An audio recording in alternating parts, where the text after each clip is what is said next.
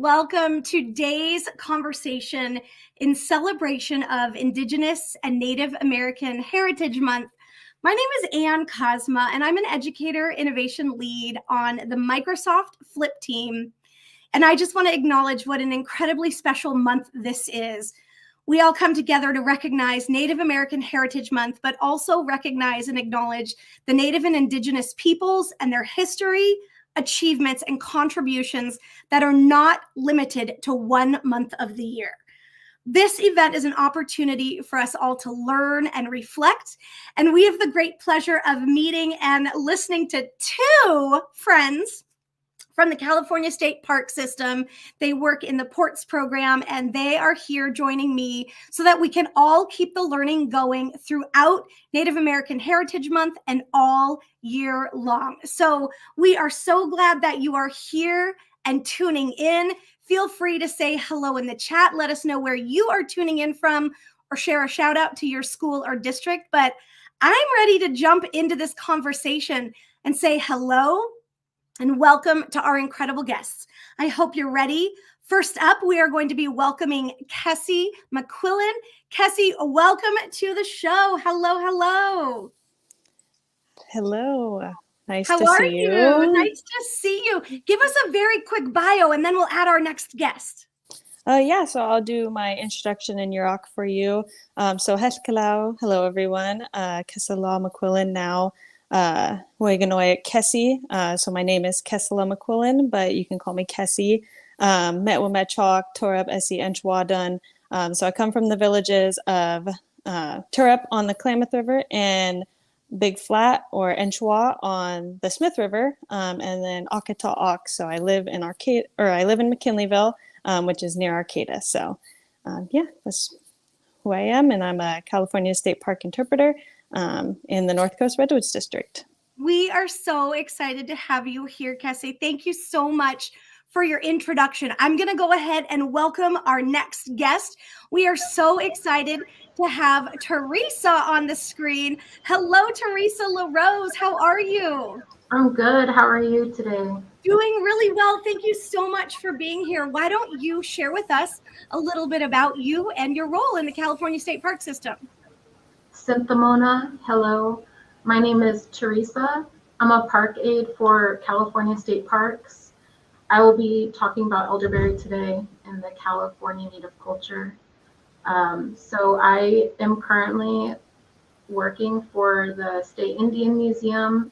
Right now, my new focus is going to be shifting more towards our collections at the statewide museum collection center. So my tribal nations are Pomo and Pit River. Those are two Northern California tribes. Being a California Native person and working in state parks is really big for me. There's a lot of importance with being able to talk about Native culture and Native history. I know it's a really special position, and we're so honored to have you both here today. Thank you so much.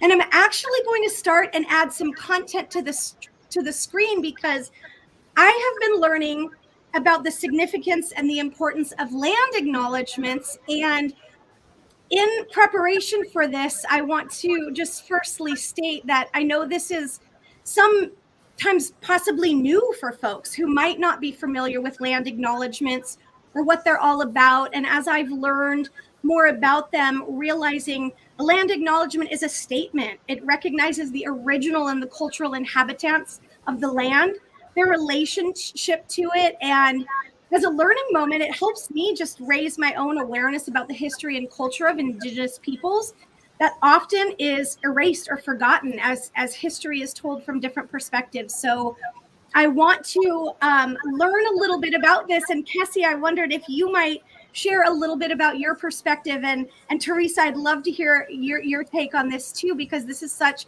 a special and significant way to acknowledge the land and the people that have come before us.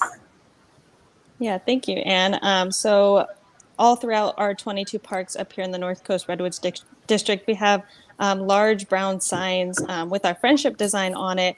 But our particular land acknowledgement for this park is, as said, Humboldt Lagoon State Park is located on the land of the Nur coastal Yurok people.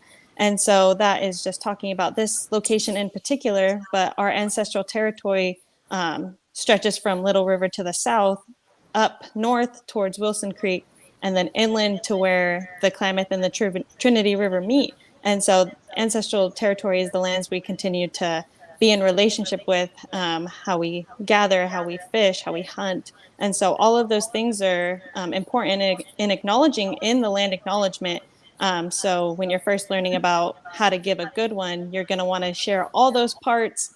And then in the last part of a land acknowledgement, you want to share a call to action, something tangible for people to do, an activity that you're going to help Native people learn about their history, learn about the history of the lands. And so a call to action for this visitor center in particular here at Stone Lagoon or Chapek would be to donate to our visitor center, a potential one that's coming in the future, where we will display basketry, where we will display a lot more of our culture to the public. So it's just something you do, whether you donate your time, whether you donate funds, or you sign petitions, is a good way to start your land acknowledgement. Oh my gosh, thank you so much for sharing that. And that call to action piece is so significant too. Theresa, I'd love to hear a little bit about your connection to this and the acknowledgement that you stated about, your tribal connections, but also I know that you are working at the State Indian Museum. And of course, California has this beautiful cultural history and Native American in our state, a wide representation with different territories and tribes. So I'd love to hear your insights.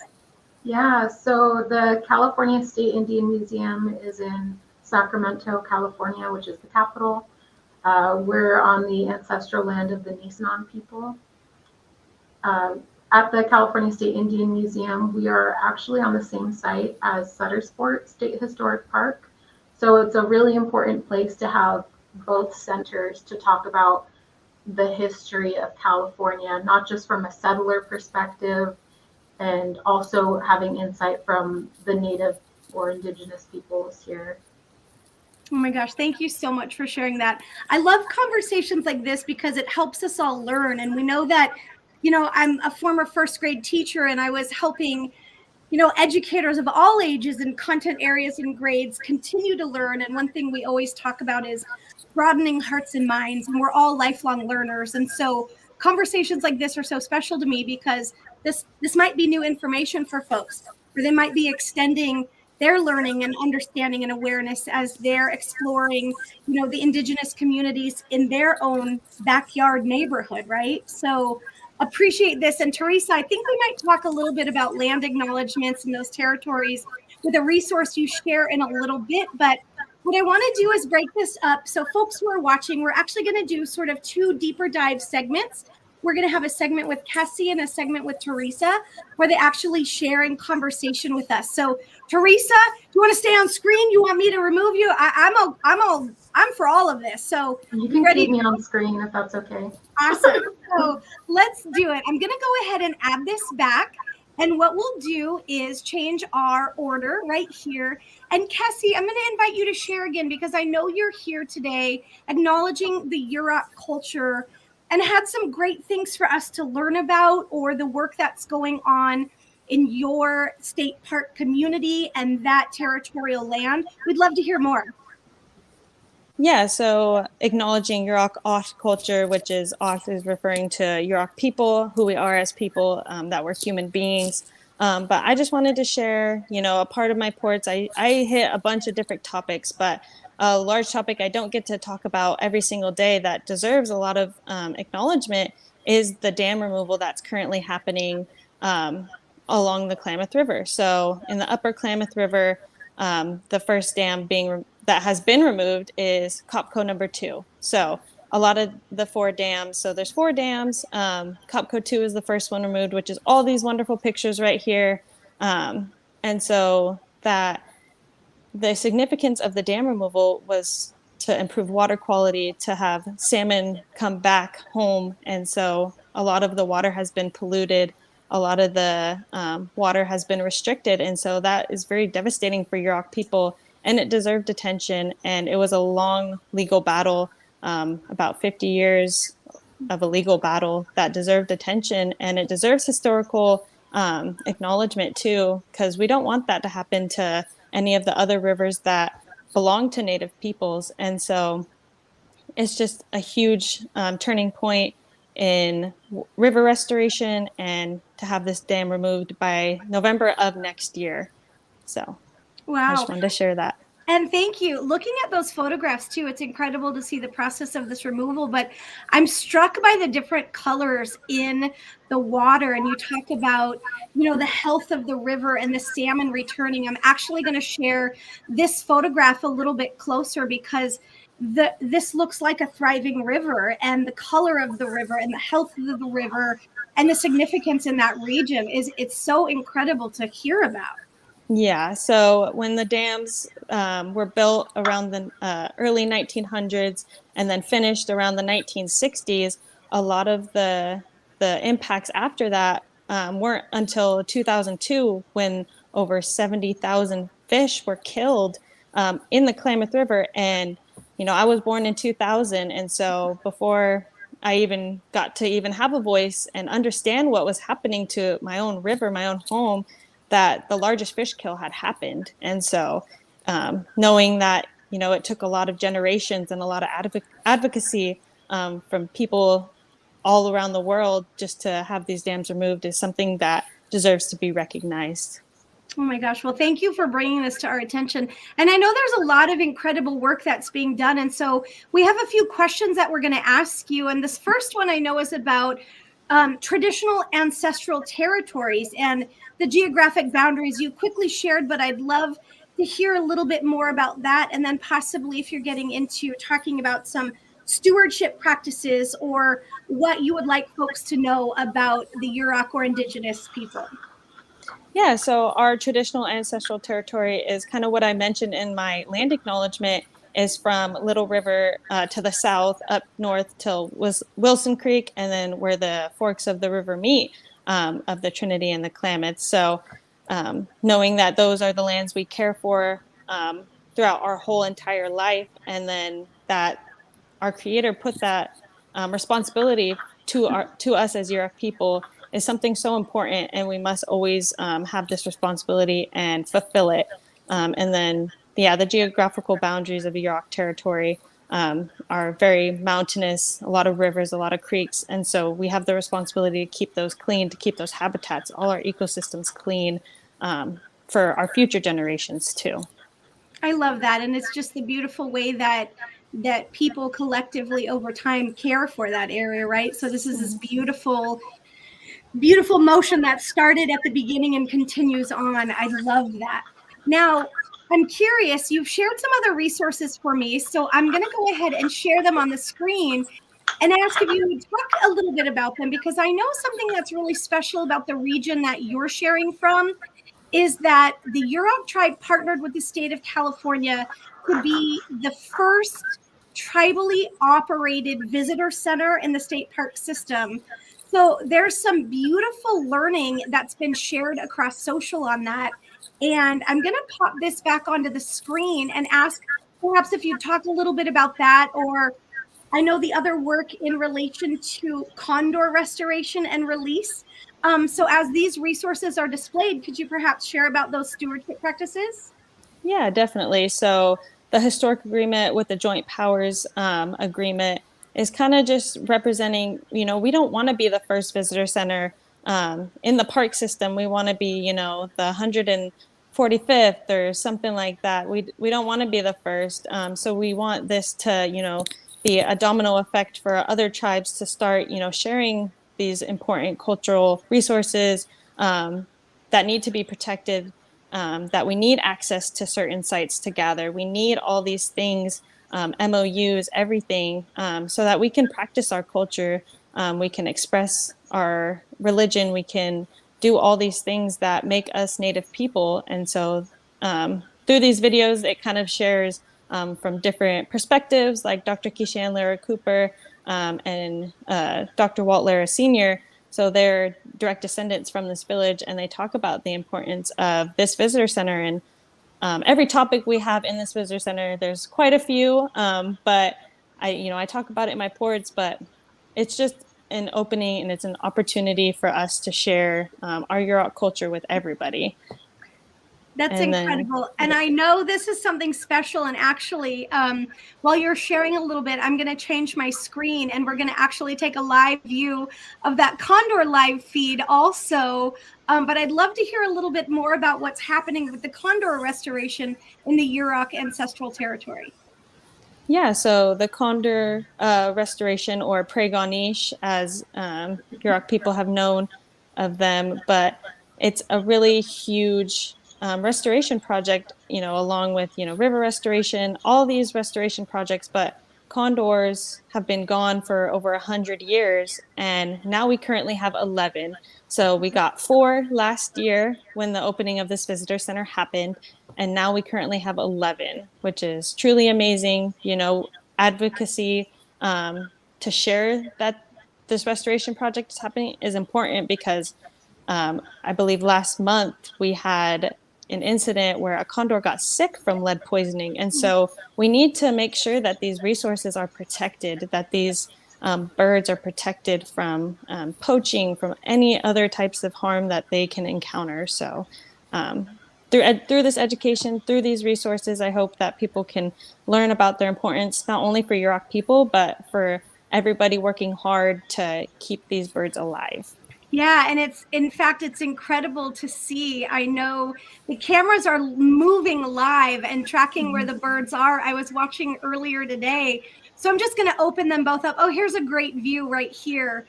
These are mighty and majestic birds, and they're massive with such significance in the state of California. I know as a California resident, but it's beautiful to hear about the work to restore the population and safekeeping of these birds for the Yurok community. So, folks, we have all of these resources available, and we definitely will be sharing and updating our YouTube descriptions so that you have access to click on all of these links as well.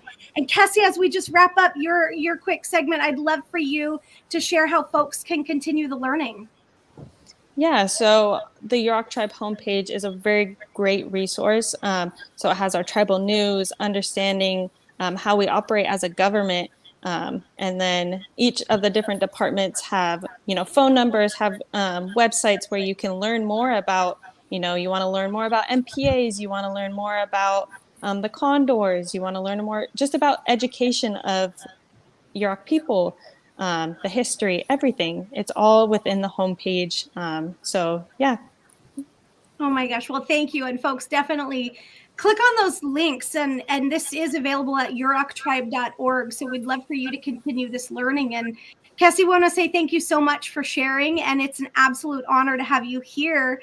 I'm going to go to the next slide because I know, Theresa, as you have been sharing and connecting, you have such a unique position working at the California State Indian Museum. And this is in celebration of honor of so much of our cultural heritage here in California. So I'd love to ask, you mentioned your tribal connections, but I'd love to know how you got started working at the State Indian Museum. You mentioned this in your opening, and when you and I were speaking last week, just in preparation for this, could you share a little bit about your story? Yeah, so I've been working for state parks for a little over a year and a half. I didn't originally have a plan for my career to be in state parks. Now that I'm in, I love it, and it's something that I definitely see myself continuing my career in. So I was actually going down a different career path, and I happened across the State Indian Museum when they were doing a roof project, so it wasn't open. And my first connection with the Indian Museum was seeing the elderberry trees. I actually have the photos on my phone from the day that I saw it. And ever since then, I was like, maybe I could do that as sorry. So maybe I could do this as a volunteer thing. And then I found out that it's not just volunteer based, it's a job. And so I applied and I got in. Ever since, I've really loved it. It's amazing to be able to talk about Native history relating to California and talking about it as a continuing culture rather than something that's in the past. That's incredible. And what a special, memory to have that on your own device, to be able to go back and look at those photographs from that day, that moment. Your pathway shifted and you found a whole new career opportunity. And so in teaching all about the elderberry, I'd love to learn a little bit more, because I know elderberry for my own medicinal purposes, sore throat, inflammation, etc. And you see elderberry actually as a medicinal ingredient in a lot of over-the-counter type of things. But this is a plant that has been used by Native cultures throughout history. And I'd love to take a learning opportunity and hear a little bit more from you. Yeah, so thank you for having me. A little bit about elderberry. In Northern Pomo, which is the language that I'm actively learning, you would say Kitib Bakai. And so that's kind of the beginning of me learning about how to make elderberry syrup, is learning the language, learning how to identify the plant. Typically, the picking season is going to be late summer through fall, early fall. So it's a very short window, maybe about a month and a half. It's an important time of year for me, my sisters and nieces and nephews. We all go collecting berries together. Elderberry is just one of the few that we pick. And we have to make sure that we're harvesting elderberry when the berry is ready, because you don't want it to be a very dark blue color. It actually starts to change color. I have a picture right here. So this is elderberry right here. And so I don't know if you can tell, but this is more of a lavender, almost white finish. And you know that it's ready because it's starting to be covered in that wax. Okay. That wax protects it from the sun. These are some of the elder flowers, which can be used for tea. I haven't done that, but what me and my sisters do, and my nieces and nephews, is we turn it into a medicinal syrup. So this is our traditional medicine, and it can remedy sore throats and colds. The process of making elderberry suitable for consumption includes boiling and separating the seeds from the berry. To eat the elderberry raw is toxic because of the seed, and so you don't want to go pick it off. And I really have to emphasize that, especially when talking to younger ages, is you don't want to go pick a lot of berries and eat them. Even if they're good, it's not going to feel good in your body. And elderberry trees are very useful to California Native people in general. You can use the flowers for tea. You can make the elderberry into a medicinal syrup. I actually have some of the syrup right here. It's a very beautiful color. And what me and my sisters do is we mix it with equal parts honey. And so it's very sweet. It's almost too sweet to just have alone. So we want to make sure that we're not over drinking it or over consuming it, because it is medicinal. We don't want to necessarily sit there and drink a whole jar of it. That wouldn't feel good.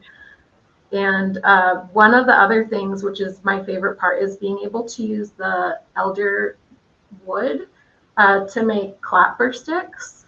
So this is a clapper stick that I got to make. One of my colleagues from the California State Indian Museum actually collected this wood for me, but I had to carve it out to make it into an instrument. So this is a traditional instrument that's used in dance ceremonies, and it's usually held to keep the beat for the dancers in the song. I'm not going to play it too much, but it's a really beautiful noise.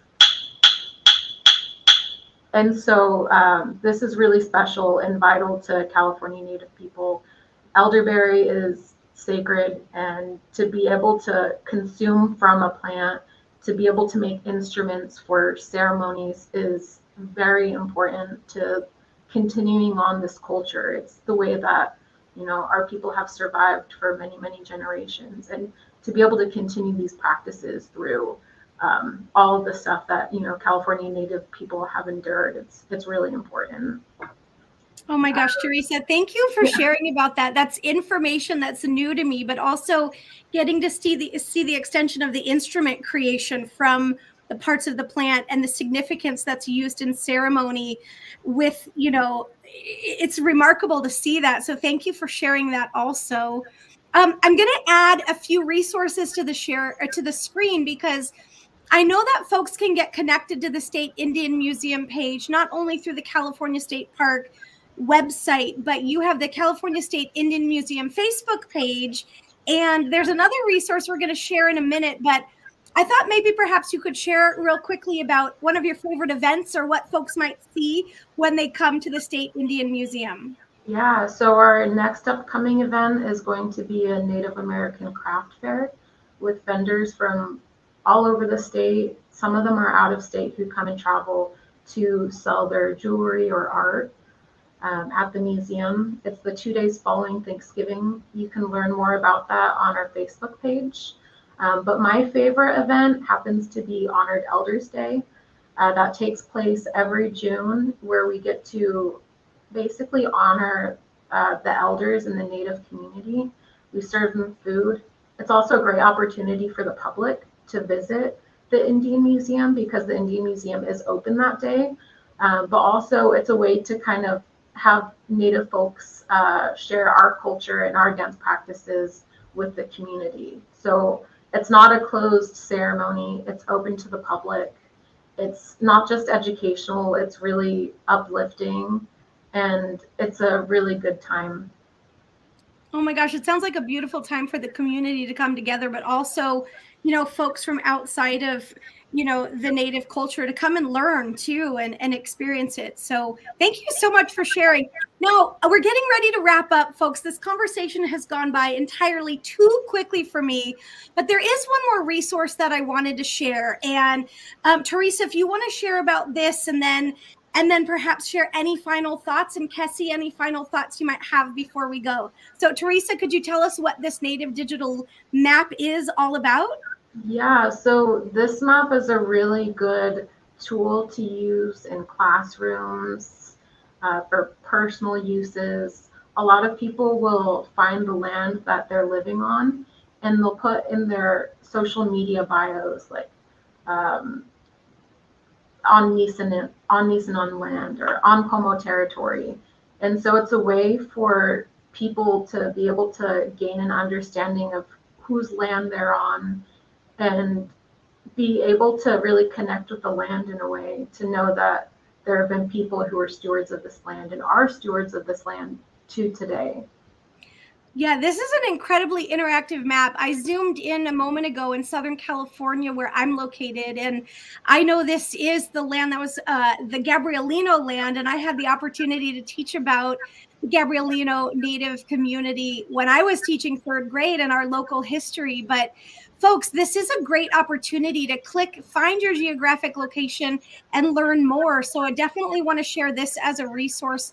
You can find it at native-land.ca. This is a resource out of Canada, but it works with Indigenous and Native territories around the world. So not just in America this month during Native American Heritage Month, but all 365 days is opportunities to learn, right? As you go around and see, potentially learn about and recognize, you know, the territories that were occupied from the beginning. So appreciate so much this as an incredible resource, Theresa. Thank you. Yeah, thank you. One more thing, you can look up your the tribal land that you're on by zip code as well. So that's really specific. So that's perfect to know. And again, I just have this on the screen because this shows mine and acknowledging that I'm on the land that was the Gabrielino land, still is, and appreciate this opportunity. So folks, if you've never explored use this resource. Again, we will be adding it to the links for our session. But as we get ready to go, I'd love to know any final thoughts both of you have. Theresa, if you want to share first, and then Kese, close us out. Yeah, I think in Native American History Month, our Heritage Month is really important to acknowledge Native folks and the land that you're on. But every day is a good day to, learn more about the land that you're living on, learn more about the native plants and how to take care of them, and really just interact with where you live. Even if you're living in an urban setting, there's still native plants, there's still native people. And sometimes you'll feel really connected just by seeing a mural. There's so many murals all around Sacramento, and that really connects with me on a spiritual level. Oh my gosh, thank you so much for sharing that. We appreciate your time. And Kese, I want to ask if you have any final thoughts before you go. Yeah, I just wanted to say thank you first off, Anne, for providing me this opportunity to come join you today in a conversation for Native American Heritage Month, because, we're Native not just a month out of the year, but every single day. And, we have so much to share about the environment, our culture, our tradition. It's an entirely different perspective than Western society. So, we have to live sometimes these dual lives where, we have to be a traditional person and practice our culture. And then sometimes we have to go to regular school. So that's hard living in both worlds sometimes. But, working at this visitor center has opened up so many opportunities for me to learn more about myself as a Yurok person, but to share a lot of these traditions and cultures that people don't see every day. So if anybody gets the chance to come see us here at the visitor center, at the Chapek, Akata, or Stone Lagoon Visitor Center, please feel free to stop by. We have amazing kayaks, so you're able to come out on the lagoon here, and it's always so beautiful here. So yeah, if you get the chance, please come visit us. Well, I appreciate you both and want to say thank you so much for your time, sharing your perspective and your expertise and your lives with us. So we appreciate you and we wish you a wonderful day. And we're going to let you go now as I share a few more resources with the community. But I just want to say one more time, thank you so much. And on behalf of our team, thank you to the California State Park System and the Ports Program for you bringing learning to life for folks from all over the world, all 365 days of the year, and especially during Indigenous and Native American Heritage Month. Yep. Thank you. All right. Bye. Thank you so much. Oh my goodness, folks, that was such an incredible conversation, and it means so much to have the opportunity to get to learn and hear more about Indigenous perspective. We're so appreciative of our partnership with the Ports Program and California State Parks as they're sharing, this natural and cultural history, and there's great opportunities to continue to learn. And I think you all know that something that we love to share in our events is that learning never stops. And we have more of these events coming up for you. So I'm going to do a quick run through of what's coming up that you can find for future programs with Flip and some resources you might be interested. Friends, at the top of flip.com, if you ever click on that events button, you will find all of our upcoming events and programming, live programming, events available at your convenience on demand as well. So coming up, we have Dylan Dreyer, who is the meteorologist and co-host of NBC's Today Show. She's a best-selling author who will be bringing learning to life as we talk about emotions related to the weather and some fun hands-on activities. So join us on November 16th for that event. And we're going to be meeting Reese Witherspoon on November 30. Reese is going to be sharing from her Busy Betty book series and sharing so much encouragement and inspiration for how young folks can bring their dreams to life. And get ready because December 7th, we are going to be partnering with our good friends at Minecraft Education in recognition and honor and celebration of Computer Science Education Week. And I'm so excited because we are welcoming a robotics technologist, Kamak Ibadi from NASA's Jet Propulsion Lab. And Kamak is going to be sharing his incredible journey as a young 14-year-old person in Iran, dreaming of NASA and working with a renowned space agency. And I know his story is going to ignite the dream that all of our young students have out there and inspiring space enthusiasts as well. So definitely join us for Computer Science Education Week and Careers in Coding as we explore the power of shaping future careers and hearing from Kamak Ibadi from NASA's Jet Propulsion Lab. Now, folks, the reason we love sharing these events, learning. We are lifelong learners, and we're helping foster that in our students as well. So again, click on the top of flip.com, that events button. And I just shared this morning on a different event, but register for every event. If you do, you get that link sent right to your email inbox. So if you're not able to join live, don't worry about it. You will be able to watch the playback on demand at your convenience.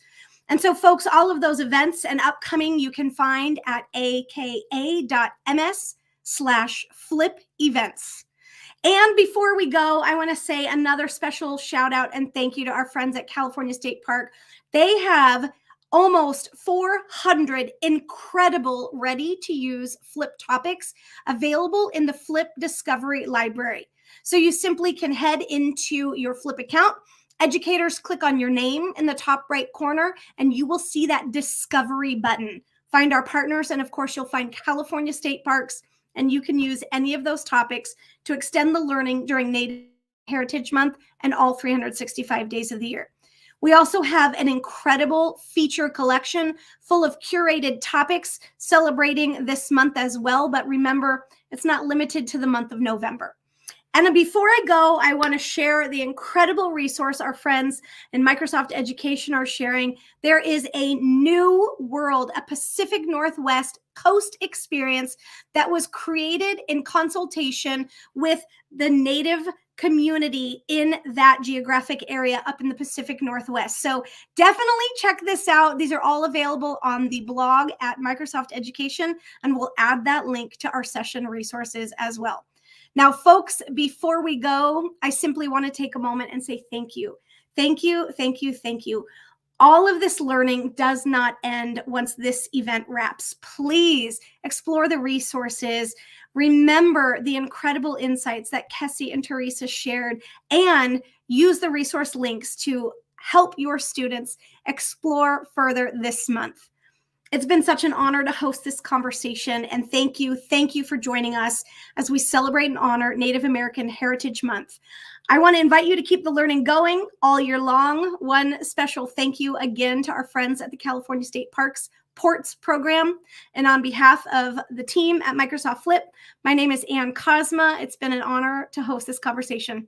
We'll see you next time. Thank you for spending your afternoon with us.